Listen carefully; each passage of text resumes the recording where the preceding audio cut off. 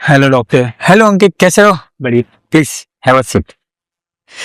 सो yes, बताइए अंकित भाई, क्या प्रॉब्लम हो रहा है? I am just facing this hair baldness. बहुत दिन हो गए 2012 से, और धीरे धीरे अब तो ऐसी हालत हो आपकी एज क्या है? 35। 35। आप क्या वर्क करते हो? आईटी।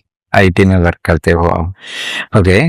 सो आपको 2012 से मतलब मैं उस समय यूएस में था, तो मेरे हार्ड वर्क की वजह से होने लगा। मैंने बहुत उसे मतलब रेगुलरली ले लिया कि शायद ठीक हो जाए, बट अब slowly gradually it's like falling more and since 10 to 12 year से आपको हेयरफॉल का इश्यूज था।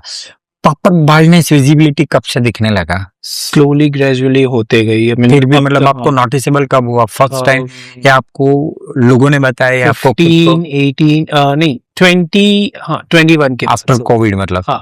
आफ्टर कोविड के बाद 21 के बाद? सो आपको बाल्डनेस आफ्टर 20 मतलब कोविड के बाद बाल्डनेस दिखना स्टार्ट हुआ। तो जब आपको हेयरफॉल हो रहा था उस पीरियड के दरमियान आपने कुछ ट्रीटमेंट वगैरह प्लान किया, कुछ डॉक्टर को कंसल्ट किया? मैंने मिनॉक्सिडिल्स लिए थे, बायोटीन के टैबलेट्स खाए थे रेगुलरली, और ये सारी चीजें। नेवर मतलब कंसल्टेड कंसल्ट नहीं किया था, ऐसे ऑनलाइन लेके परचेस करके किया था? तो आपको नहीं लग रहा कि ये ऐसे नहीं करना चाहिए, ऑनलाइन प्रोडक्ट ऐसे लेके बिना डॉक्टर को कंसल्ट किए, प्रॉपर गाइडेंस के बिना? अब मुझे ऐसा अगर आप उस टाइम पे थोड़ा गाइडेंस लेके करते तो आपका ये बाल्डनेस नहीं आता इतना ज्यादा। सो ऑनलाइन प्रोडक्ट्स वगैरह जो रहती है वो एक न्यूट्रिशनल सप्लीमेंट है, वो आपकी प्रॉब्लम को सॉल्व करने की सॉल्यूशन की मेडिसिन नहीं है। आप समझो, बिना डॉक्टर कोई भी ऑनलाइन बंदा कैसे आपको वो सजेस्ट कर सकता है कि एक्चुअल आपको क्या प्रॉब्लम है और आपकी क्या दिक्कत की क्या मेडिसिन है। आपका जो प्रॉब्लम है उसका प्रॉपर डायग्नोसिस होना चाहिए, उसका प्रॉपर इन्वेस्टिगेशन होना चाहिए, रूट कोज पता चलना चाहिए, और उसके बाद अगर उसकी ट्रीटमेंट एडवाइस की जाती है तो उस ट्रीटमेंट का आपको फायदा सही मिलता है। अगर आपको बिना ये सारी चीज किए बिना आप सिर्फ टैबलेट ले लोगे तो आपको उससे फायदा नहीं मिलेगा। सिंपल चीज है, ठीक है? तो ये गलत ट्रीटमेंट है आपका, ऐसे इसकी वजह से शायद आपका गंजापन काफी आपको फेस करना पड़ रहा है। आपको फैमिली हिस्ट्री ऑफ बाल्डनेस कैसी है? दादाजी को था। पापा को नहीं? और मामा के साइड में मामा नाना को किसी को नहीं था, सिर्फ पापा को? पापा के छोटे बड़े भाई किसी को? पापा को नहीं, दादाजी को था। दादा मतलब पापा के छोटे बड़े भाई, ताता नहीं, चाचा चाचा ताऊजी किसी को नहीं था? सो आपके बहुत स्ट्रेसफुल वर्क में हमेशा रहते थे क्या? मतलब आपका वर्क लाइफस्टाइल बहुत स्ट्रेसफुल या इरेगुलर, ऐसा कुछ नहीं, ऐसा नहीं रहता। ऐसा कुछ नहीं रहता था? मैंने एक बार हेयर स्ट्रेटनिंग करा लिया था, और मतलब स्ट्रेटनिंग के बाद जब हेयर ग्रोथ हो गई थी तो मैंने सोचा कि मैं सैलून क्यों जाऊं। बहुत इजी प्रोसेस है। मैंने वो जो उसके डेवलपर है वो बहुत देर लगा के रखे, और अपने आप करने की ट्राई की? वो मैंने किया था। वो एक गलत चीज है, क्योंकि ये सब जो कॉस्मेटिक ट्रीटमेंट है उसमें हीट्स और केमिकल्स होते हैं जो आपके रूट्स के जो मैट्रिक्स होते हैं, रूट्स के जो डर्मल पेटिया वहां तक जाते हैं और उसको नुकसान करता है, वो डैमेज करता है। उनकी वजह से आपको स्कैल्प में इन्फेक्शन भी हो सकता है, लाइक डैंड्रफ या पिंपल्स, उस तरीके की प्रॉब्लम भी हो सकती है, और वो भी एक रीजन बनता है आपके हेयर लॉस का। तो सारी ट्रीटमेंट जो भी आपकी अच्छे लुक देखने के लिए करनी है उनका थोड़ा केयर करना चाहिए, ऐसे नहीं करने चाहिए। मैंने डैंड्रफ भी मेरे बहुत है। डैंड्रफ भी बहुत रहता है, आपको इचिंग भी आता रहता है, स्कैलिंग भी होता रहता है, एक पिंपल्स की तरह ऐसे हो जाते हैं, पिंपल्स की जैसा हो जाता है। इसके आप एंटी डैंड्रफ शैम्पू यूज करते हो या? हाँ जी, लास्ट टाइम मैंने लिया था, क्लिनिक से लिया था। Okay, anti dandruff shampoo. अभी आपका हेयर फॉल होता है एट प्रेजेंट? नॉर्मल, जैसे 10, 12 इफ नॉर्मली जो होता है वही, नॉट मच, मतलब नॉट मच।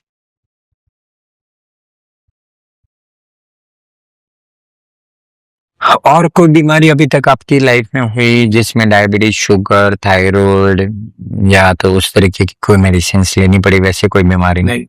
कोई फीवर आया था जिसमें जॉन्डिस, टाइफाइड, डेंगू, मलेरिया हुआ हो? जॉन्डिस लाइक बहुत छोटे में, 1-2 साल का मैं था तब हुआ था। बाकी उसके बाद आपको जब याद है उतने एज में कभी ऐसा कोई दिक्कत नहीं हुआ है आपको? टोबैको स्मोकिंग, ड्रिंकिंग ओकेजनली वगैरह कुछ रहता है? ओके। सो अंकित जी, अभी जो आपका दिक्कत है उसमें अपने को जो आपके प्रॉब्लम्स दिख रहा है वो है आपका बालनेस, ठीक है। एक्चुअली नॉर्मली हमारी जो बालनेस होती है वो अकॉर्डिंग टू एज स्टार्ट होती है, अकॉर्डिंग टू उसके ग्रेड के हिसाब से उसका स्टेज आता है।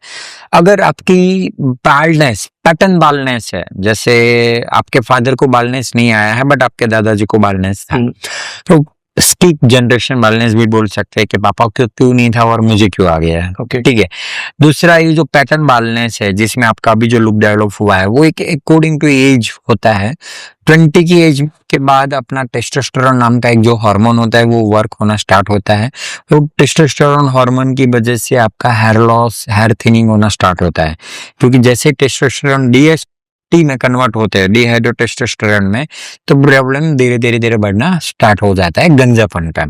और आपका गंजापन प्रोग्रेसिवली बढ़ता ही जा रहा है, बढ़ता ही जा रहा है, और एक स्टेज होता है लास्ट वाला, उस स्टेज में आता है। नॉर्मली गंजापन इस तरीके से स्टार्ट होता है, सामने से एक हल्का सा बाल्डनेस आता है। हाँ। ये अपना गंजापन का स्टेज है जिसमें फर्स्ट एक हेयरलाइन लॉस होती है, जो शायद आपको स्टार्टिंग में फील हुआ हाँ जी। फिर जैसे जैसे टाइम गया वो और बढ़ गया, डीप तक चला गया, उसके बाद इस लेवल तक आया होगा। फिर आपका पीछे वाला पोर्शन खाली दिखना, जो ईद का चांद बोलते हैं, वो खाली दिखना स्टार्ट हो गया होगा। अभी वो दोनों कनेक्ट हो गया है, तो अभी आपका जो बालनेस है वो ऑलमोस्ट ग्रेड 5 ये पैटर्न और 5 के बीच में आप पहुंच गए हो। मतलब बीच में थोड़े बाल हैं जो अच्छे से ग्रो भी नहीं हो रहे बट पतले हैं, और इतना एरिया आपका ऑलमोस्ट खाली हो चुका है। मतलब आपका ग्रेड 5 लेवल प्लस का बालनेस आपको अभी आ चुका है। अभी ये जो लेवल की बालनेस आई है, यहाँ पे आपको मेडिसिनल ट्रीटमेंट इतना फायदा नहीं करने वाला है। यहाँ पे आपको जो बीच में थोड़ा हेयर है वो कुछ हेल्प करेगा। इसके लिए हम एक ट्राइकोस्कोपिक एग्जामिनेशन करते ताकि अपने को पता चले कि उसमें कहाँ है हेयर की ग्रो होने की पॉसिबिलिटीज है और कहाँ हेयर को ग्रो होने की पॉसिबिलिटीज नहीं है। तो उसके बेस पे हमें कहाँ ट्रांसप्लांट करना चाहिए और कौन से एरिया में हमें मेडिसिन से वेट करना चाहिए। कुछ ब्लड टेस्ट रिपोर्ट्स हमें इसमें करनी चाहिए, जिसकी वजह से हमारे बॉडीज के अंदर कोई डेफिशिएंसी है तो वो हमें समझ में आए, और उस डेफिशिएंसी के हिसाब से हमें ट्रीटमेंट में आइडिया आ सकता है, ठीक है। तो एक बार हम एग्जामिनेशंस करते हैं, ट्राइकोस्कोपिक एग्जामिनेशन कंडीशंस का पार्ट। अभी आपने देखा होगा आपका बाल यहाँ पे कभी नहीं था, ये वाले एरिया में, ठीक है। तो यहाँ पे हमेशा बालनेस रहता है, यहाँ पे कभी हेयर ग्रोथ नहीं होते हैं, बट ये फाइन हेयर हमेशा रहते हैं जो हम कभी ग्रो नहीं कर सकते हैं। ये 500x जूमिंग है, 500 माइक्रो जूमिंग है, तब जाके यहाँ पे आपको यहाँ पे हेयर दिखते हैं। अगर विजिबली आप मैं यहाँ पे देखने जाऊंगा तो कभी हेयर नहीं दिखेंगे, बट ये पोर्शन जहाँ पे आपका लॉस्ट हो चुका है, अभी यहाँ पे आपके एग्जिस्टिंग हेयर होते हैं जो अभी लॉस्ट हो चुका है। यहाँ पे आप देख सकते हो आपके रूट्स के बीच में एक राउंड सर्कल दिख रहा है। ये प्रैक्टिकली आपका रूट जो है वो लॉस हो रहा है, उसके लिए वहां पे पिटेड डिप्रेशंस बन रहा है। एक आइडियल हेयर लॉस का इंप्रेशन है कि जिसमें आपका हेयर लॉस क्लियरली हो रहा है।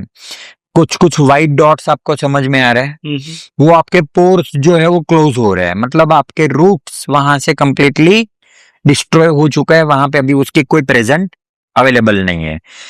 हम थोड़ा सा ऊपर के पार्ट में जा रहे हैं, जो सेंटर का पोर्शन है जहां पे थोड़े हेयर हमें नेकेड आई से विजिबली दिख रहे हैं। तो यहाँ की कंडीशन अगर हम देख रहे हैं तो ये समझ में आ रहा है कि यहाँ पे आपके जो हेयर है वो कुछ लेवल पे है, पतले है, ठीक है। बहुत मोटे अच्छे नहीं है, बट एक पतले हेयर है जो एक लेवल पे दिख रहा है सामने से, और मल्टीप्लिकेशन भी यहाँ पे दिख रहा है हमें।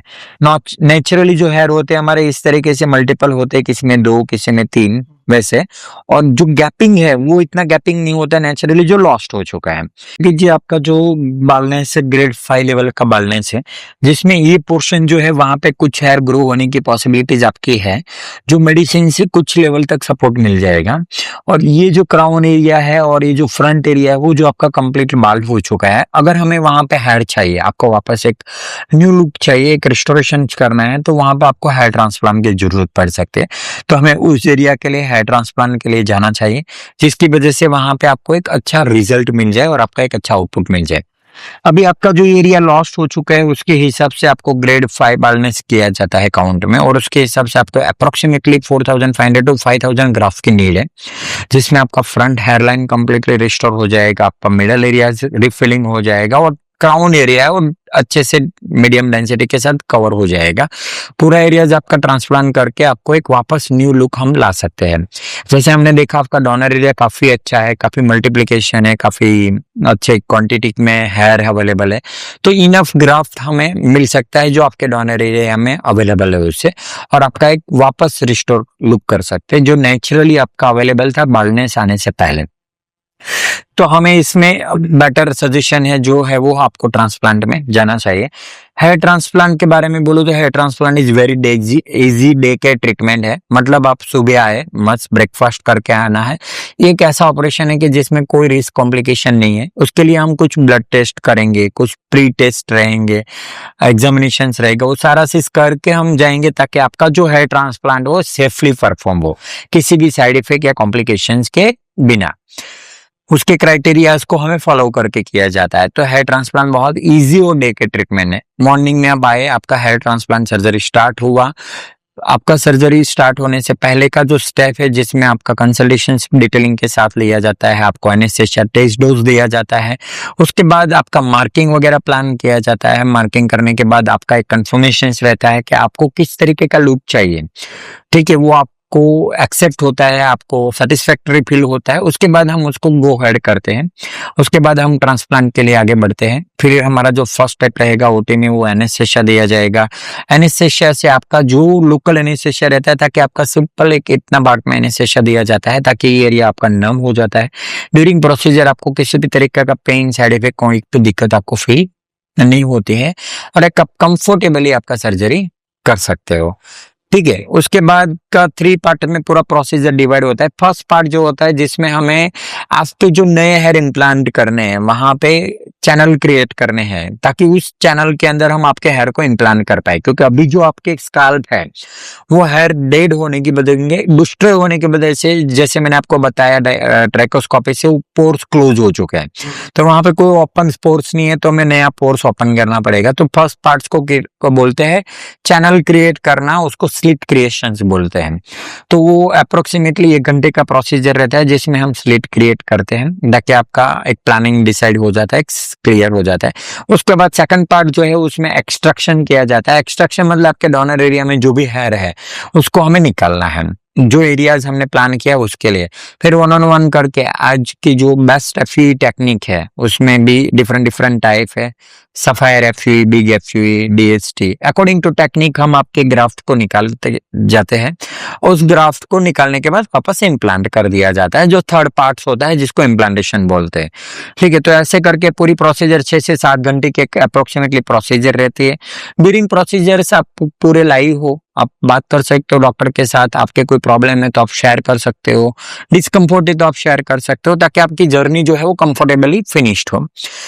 पूरी जर्नी 6-7 घंटे के बाद फिनिश होने के बाद आपको कंप्लीटली एक पूरा प्रॉपर गाइडेंस दिया जाता है, एक एक्सपीरियंस पोस्ट केयर का क्या है वो एक्सप्लेन किया जाता है, हर चीज आपको डिटेलिंग के साथ बताई जाती है और उसके बाद आप आपके घर जा सकते हो। हॉस्पिटल में रहने की कोई जरूरत नहीं है, आपको कोई कहीं पे स्टे करने की जरूरत नहीं है। नॉर्मल अगर नियर अबाउट आपका घर है तो आप ट्रैवल भी कर सकते हो, कोई इश्यू नहीं है। फिर उसके बाद 5 to 7 डेज एक नॉर्मल केयर रहेगा जिसमें हम एडवाइस करेंगे, उसके हिसाब से आपको केयर थोड़ी फॉलो करनी है। उसके लिए कोई बहुत बड़ा रेस्ट्रिक्शन नहीं है। अगर आपका ऑफिशियल वर्क है तो आप कर सकते हो, आपको कोई रेस्ट नहीं करना है। आपका इनसाइड वर्क है तो आप कंटिन्यूस कीजिए। जस्ट सिंपल कि आपके जो भी ग्राफ्ट इम्प्लांट हुए हैं वो अपनी कोई गलती ना हो जाए और उसकी वजह से निकल ना जाए, बस सिंपल उसका केयर कीजिए ताकि आपका जो भी ग्राफ्ट प्लेसमेंट हुआ है उसका जो रूट है वो अच्छे से प्लेसमेंट हो और उसके साथ आपको अच्छे से आउटपुट मिले। तो उस तरीके से आपका पूरा प्रोसीजर परफॉर्म किया जाता है। मैं आपको थोड़ा ब्रीफ करता हूँ डिटेलिंग प्रोसीजर के साथ कि किस तरीके से क्या प्रोसीजर होता है वो। तो देखिए हमारे हेयर के रूट इस तरीके का दिखता है जिसमें उसका ब्लड सप्लाईज वेसल्स कनेक्ट रहता है जिसके थ्रू उसका न्यूट्रिशन सप्लाई होता है और वो हेयर कंटिन्यूसली ग्रो होता है। हमारा हेयर ऐसे 3 स्टेज में होते हैं। जब एनाजन स्टेज में रहेगा तब अच्छा हेयर दिखता है, जो आपके भी डोनर एरिया में वो कंप्लीटली दिख रहा है। उसके बाद कैटाजन फेज में हेयर कन्वर्ट होते हैं, वहां पे थोड़ा वीक होता है और रूट सेपरेशन स्टार्ट हो जाता है। और टेलोजन फेज में आता है तो रूट सेपरेट हो जाता है और आपका हेयर फॉल डाउन होने की पॉसिबिलिटीज में आ जाता है। क्योंकि ये साइकिल है, इसके लिए इसी तरीके से फॉल होता है। अगर आपका जेनेटिक नहीं है और आपका बाल्डनेस प्रोन स्कैल्प नहीं है तो आपका जो एक्सोजन फेज है वो खत्म होने के बाद वहां से वापस नया हेयर आना स्टार्ट होगा और उसके बाद वापस वो हेयर एनाजन फेज में कन्वर्ट हो जाता है, तो आपका गंजापन नहीं आता है। काफी लोग ऐसे होते हैं कि जिसको बालनेस कभी नहीं आता है, तो बिकॉज ऑफ ये रीजन की वजह से, जैसे आपने बताया शायद आपके पापा को गंजापन नहीं है, राइट? तो उसका क्या रीजन है? क्योंकि उसका ये साइकिल स्टॉप नहीं रहा है, रुक नहीं रहा है, वो कंटिन्यूस चल रहा है, उसकी वजह से। फिर हम जब इम्प्लांट करेंगे उसमें इस तरीके से ग्राफ्ट को इम्प्लांट किया जाता है। आपने ग्राफ्ट के बारे में सुना है? आपके ग्राफ्ट क्या होता है? कुछ आपने सर्च किया होगा तो देखा होगा। जो रूट्स हमारे जो डोनर एरिया से निकाले जाएंगे, फिर उसे इंसर्ट किया जाएगा। बट जो हमारे डोनर एरिया से रूट निकालते हैं वो बंच में होते हैं, समझ गए? तो हम जो बंच ग्राफ्ट बोलते हैं वो बंच है, तो किसी में 5 इस तरीके से जुड़ते हैं। ये जो रूट्स दिख रहा है ना वो सबसे इम्पोर्टेंट है।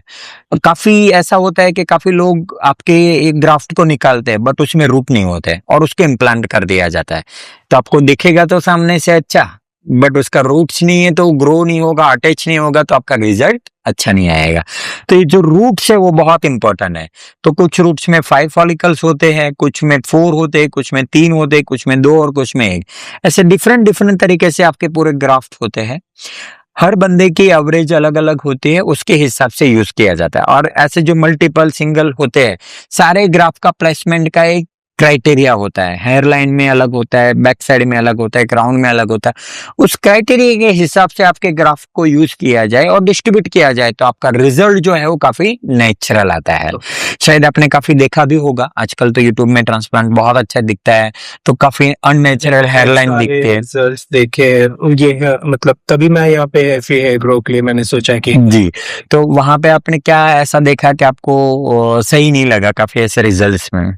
सही यही लगा, मतलब मेरे एक फ्रेंड ने करवाया था, तो उसके जो अब मैंने देखा था वो बाल था। अब वो उससे मैं बहुत सालों बाद मिला, तो मैंने देखा वो बिल्कुल हेयर स्टाइल के साथ एकदम अच्छे अच्छी लुक। हेयर बना के। मैंने बोला तूने विग लगाया? बोला नहीं, मैंने फ्री हेयर ग्रो में अपना ट्रांसप्लांट करवाया।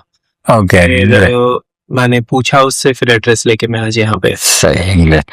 ऐसा बालनेस पैटर्न रहता है जैसे मैंने आपको बताया था, ग्रेड 1 से स्टार्ट होकर ग्रेड 7 तक गंजापन आता है, ठीक है? आपका जो गंजापन है वो ग्रेड 5 लेवल का भी बालनेस आया है। ये आपका डोनर एरिया रहता है, सबसे इंपॉर्टेंट होता है डोनर एरिया कीजिए। आपका डोनर एरिया कैसा है, उसकी क्वालिटी कैसी है, उसके हिसाब से हमें उस हेयर को इम्प्लांट करना है। काफी क्या होता है कि डोनर एरिया जो सेफ डोनर एरिया है उसकी जगह पे अनसेफ डोनर एरिया में से आपके एक्सट्रैक्शन किए जाते हैं। अगर आपके ये जो ऊपर वाले बाल है उस बाल को अगर हम निकाल के इम्प्लांट कर देंगे तो वो ग्रो नहीं होगा, वो गिर जाएंगे, वो लॉन्ग लास्टिंग नहीं होगा। ऑब्वियसली आप ट्रांसप्लांट करा रहे हो तो एक लॉन्ग लास्टिंग एक्सपेक्टेशन के साथ करा रहे हो, तो अगर वो शॉर्ट टाइम में गिर जाएंगे तो फिर आपका कोई फायदा नहीं रहेगा। फिर आपका मार्किंग किया जाता है लेजर लाइट्स के हेल्प के थ्रू, आपके फेस के डायरेक्शन के हिसाब से, शेप के हिसाब से, ताकि हमें प्रॉपर गाइडेंस आइडिया मिले कि आपका किस तरीके का होने वाला है और किस तरीके का आपका लुक आने वाला है। तो वो बेस पे हमें पूरा प्लानिंग करना होता है।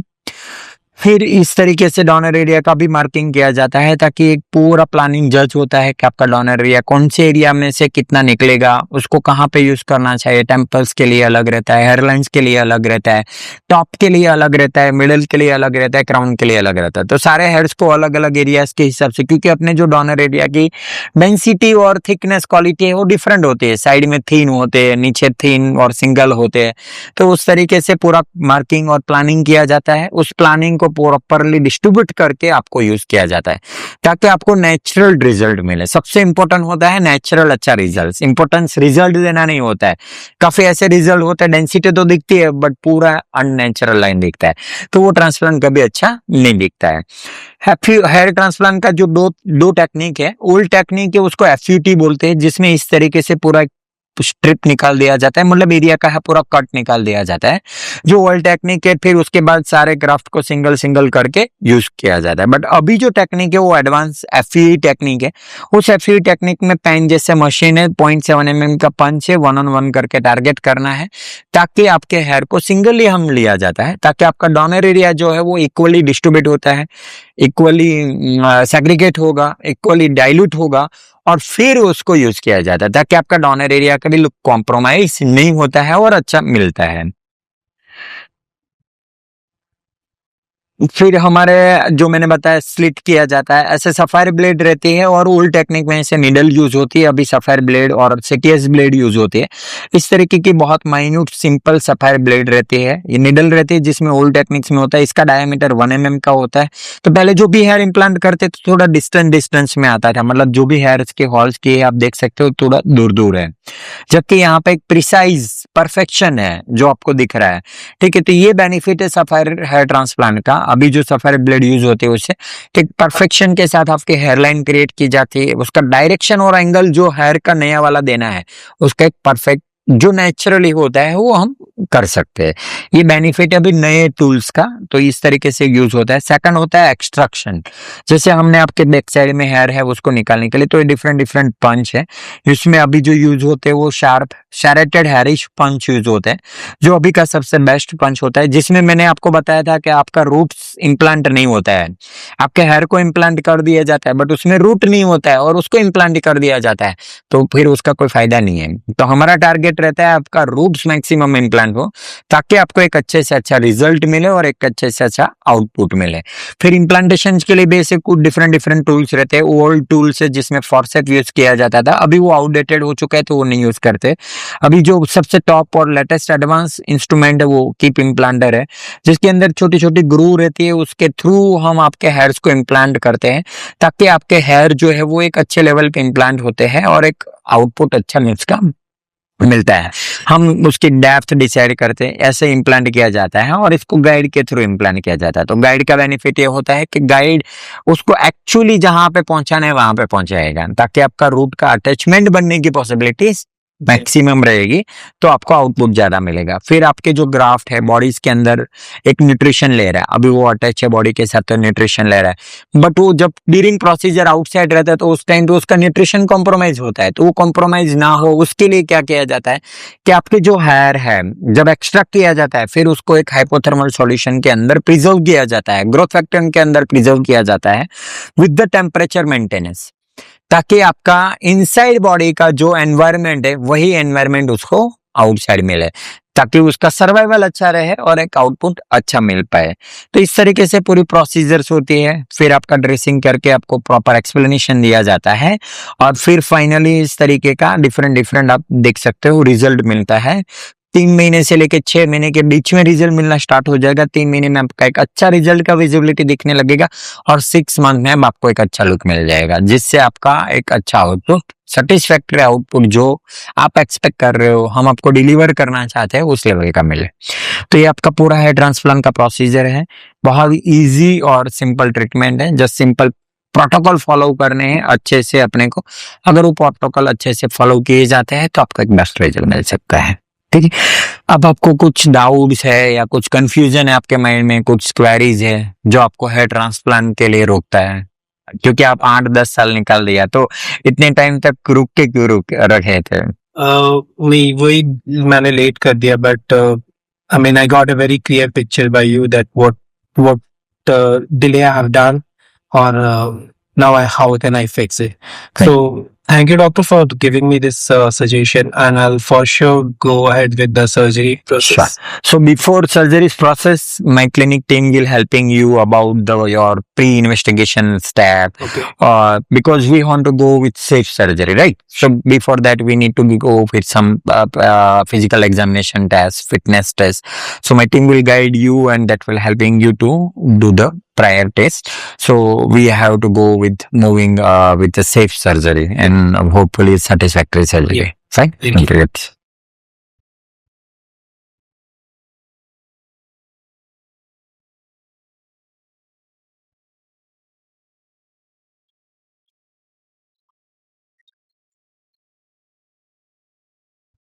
और आपकी सिंगल सेशंस में सर्जरी हो जाएगी, there is no need to sessions, क्योंकि आपकी जो बालनेस है वो इजीली आराम से कवर हो सकती है सिंगल सेशंस में। ठीक है, आपको कुछ डैंड्रफ है उसके लिए मैं कुछ डैंड्रफ का मेडिसिन प्रिस्क्राइब कर देता हूँ, ताकि आप सर्जरी में जाओ उसके 5-7 दिन तक आपको उसका एक क्लीननेस मिल जाए। ठीक है, तो आपको एक स्टार्ट कर दीजिएगा, और अब ब्लड टेस्ट वगैरह जो टीम आपको गाइड करती है वो एक बार आप प्लान कर लीजिएगा, और according to requirement of techniques हम सफायर एफयू या बिग एफयूज में आपको जो कंसर्न लगे उसके हिसाब से हम प्लान कर सकते हैं। Sure. फाइन।